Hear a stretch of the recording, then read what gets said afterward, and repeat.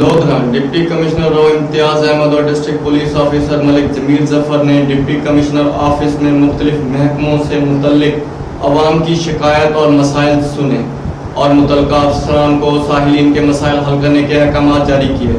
اس حوالے سے مزید جانتے ہیں ڈاکٹر کاظم عباس بلوچ کی اس رپورٹ میں۔ وزیر اعلیٰ پنجاب سردار عثمان بزدار کی ہدایت پر ڈپٹی کمشنر لودھرا رو امتیاز احمد اور ڈسٹرکٹ پولیس آفیسر ملک جمیل ظفر نے ڈپٹی کمشنر آفس لودھرا کے کمیٹی روم میں مختلف محکموں سے متعلق عوام کی شکایات اور مسائل سنے۔ سائلین کی درخواستوں کی سماعت کرتے ہوئے متعلقہ افسران کو سائلین کے مسائل حل کرنے کے احکامات جاری کیے۔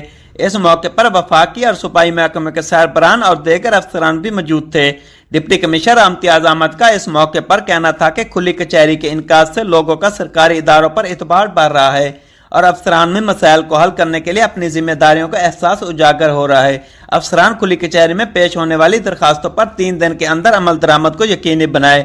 ڈسٹرکٹ پولیس آفیسر ملک جمیل ظفر کا اس موقع پر کہنا تھا کہ پولیس عوام کے مسائل ترجیحی بنیادوں پر حل کر رہی ہے اور عوام انصاف ہوتا ہوا دیکھ رہے ہیں۔ کھلی کچہری میں پیش کی جانے والی درخواستوں پر فوری کارروائی عمل میں لائی جائے گی۔